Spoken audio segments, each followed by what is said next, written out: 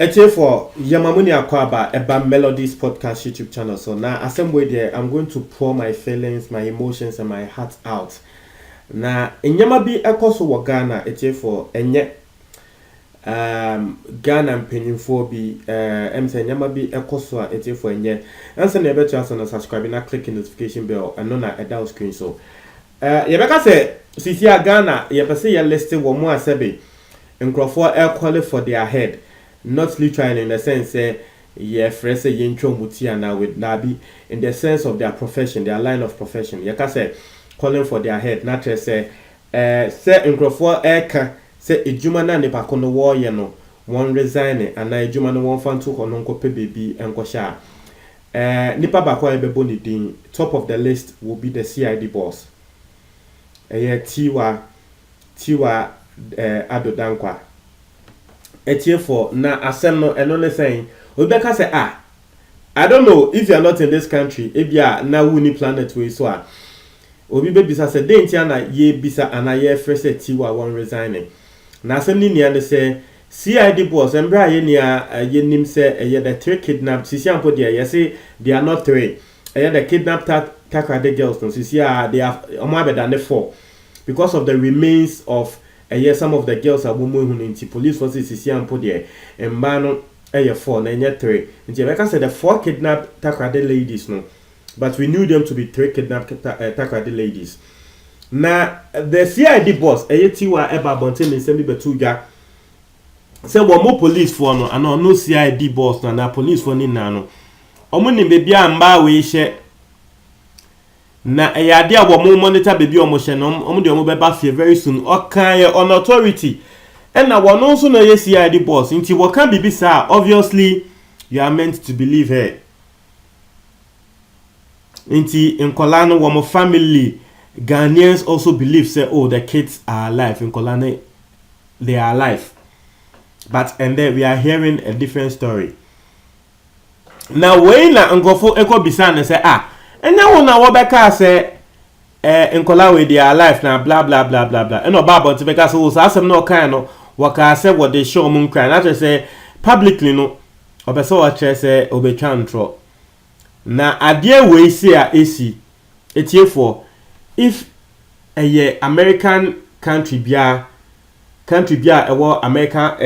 say North America na South America states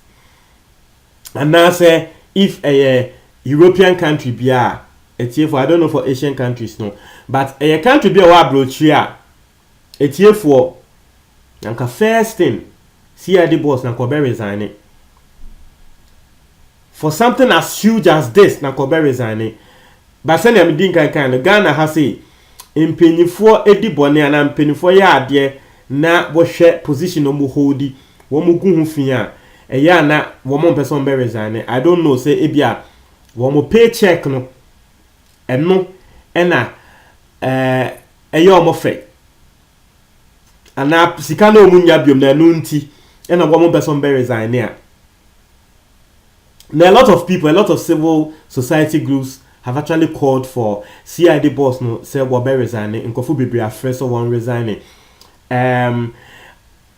personally no na me nim say wo no CID boss no obe responded to this. But about Bonte, I be responded to more and more threat. Say one resign, no. Na in some what they have to Bonte, no. A yummy one, a sound so mystery. Because first thing to me, no, I'll just tell you the truth. CID boss there. This is not the first scandal. CID boss way. This is not her first scandal. No, you can't say we are. Maybe some of the scandals no be bro. First thing, no, for me. As Obi Amekasa wa had there, as a Ghanaian and Mete Ghana there, I don't have trust in the police and the CID at large. And the American trail, I don't have trust because they've not conducted themselves in that way. Say, yebemo almost our trust na womu hiano. They've not. Until for me, and I can speak for myself, I don't have trust in the CID, the CID's boss, and the police itself.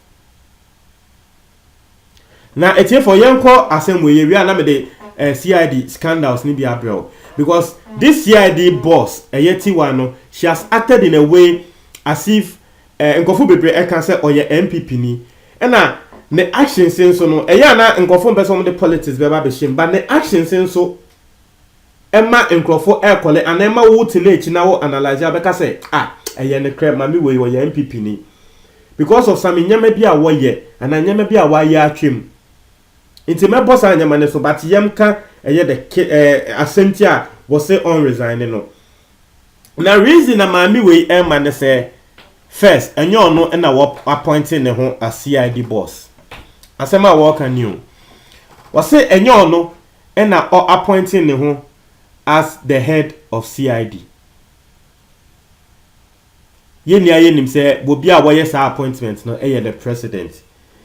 inti no enyo no appointing ne ho inti want to mean step it down inti mo amoka say won resign no want to mean resign because she's not the one who put herself in that position.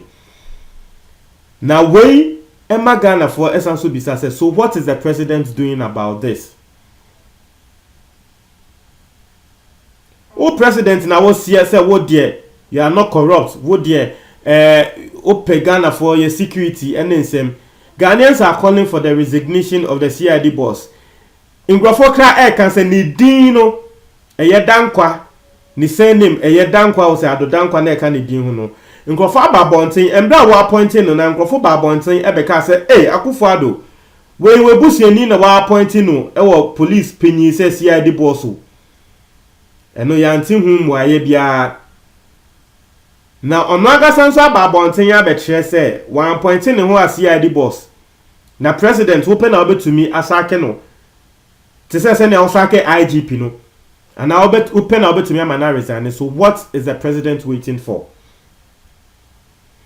What is the president waiting for? Ya koye said the nkrofo ka say president no or run family and friends affair no ya koye ne kre into some people are in the government and some people are in this country they are untouchable. It's here for ya koye sa akoye sa na asema wakan ya etwa nkrofo nsunu kra ne say wo say one no CID boss no, her resignation will not bring back the kidnapped Takrady girls. And then you say wakachi aso. So we resign here. Ada in Ghana for or resign here na Takrady girls to woma baba kana. Na the resignation will not bring back the girls. Now it's here for without wasting much time no. Men call back to Nsema AC between the CID boss and America says some of the saga AC and scandals are AC between the CID boss ebema any responsible president ebema CID boss has stepped it down, but I don't know what our president is waiting for. The very first scandal CID boss wouldn't in Hunkoshemu very early ages of Akufo-Addo government na memumu early ages of Namememu. I think it was just na endu 1 year and after a year. In Tokwabi crossing between Kwame A+, that time no, na Kwame A+ still or a staunch MPP supporter.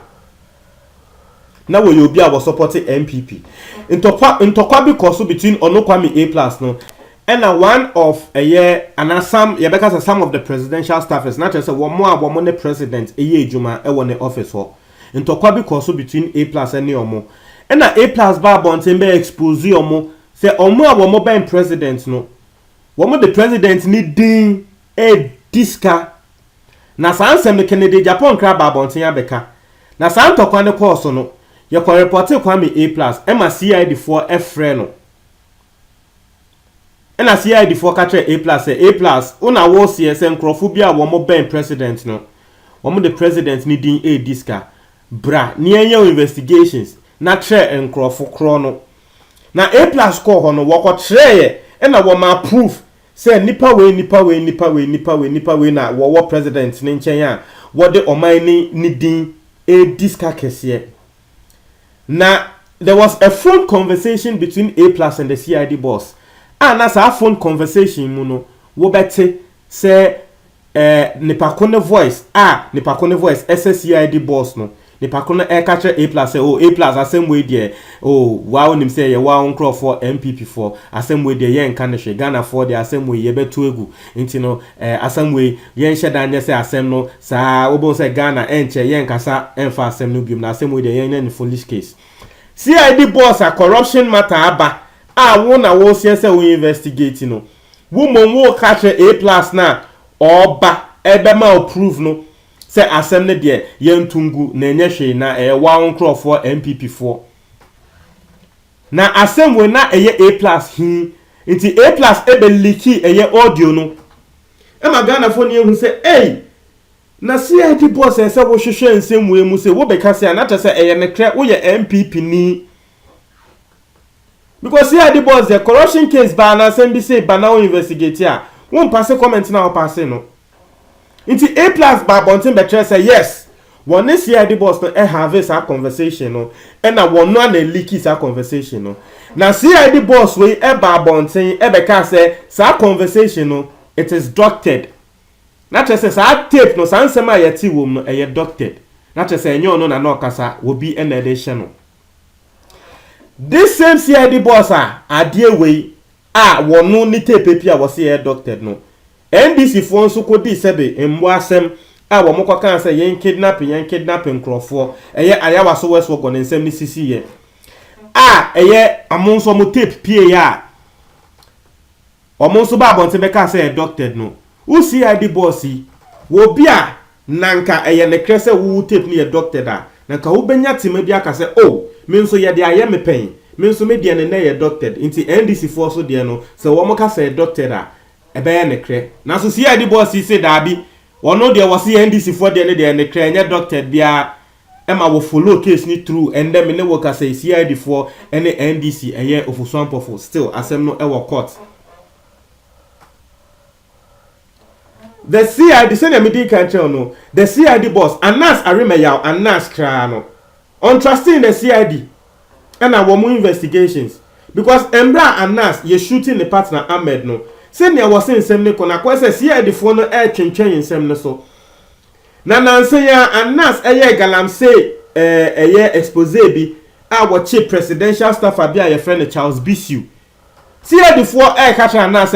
say fa asem ne bra ye investigate and Anas say dabi masa me trust mo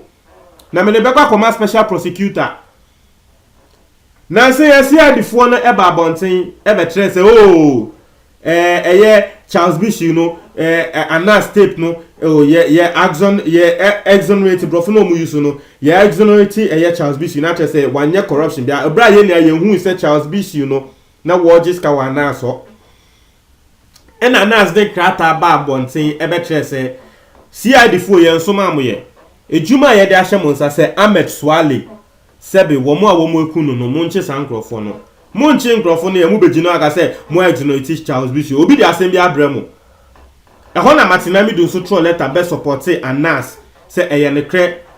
Anas de asem na brewo no Matinamidu na ono Matinamidu no still all investigate case no nti asem na CID for no de be to abontene de device status bi na tre say insem na nkrofo ka say eye the CID boss is using the outfit of the CID for political gains no na say ye ne kre na bobi say ya say na midin kan no this country is going down me ya say bobi say she just doesn't want to resign na nsem we nia de atwa nkrofo sum kra ye kidnap matter no na nsem hwe politicians so na nsem wotie MPP for no wo moko radio stations and TV stations e ko kasa so one more support CID boss no. One more support CID boss. Naturally say indeed bibi shisheshe ho.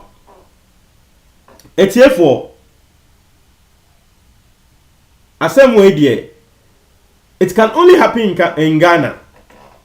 Na a serious country bia asem we insida. Chewa join our comment box ni mo me da say.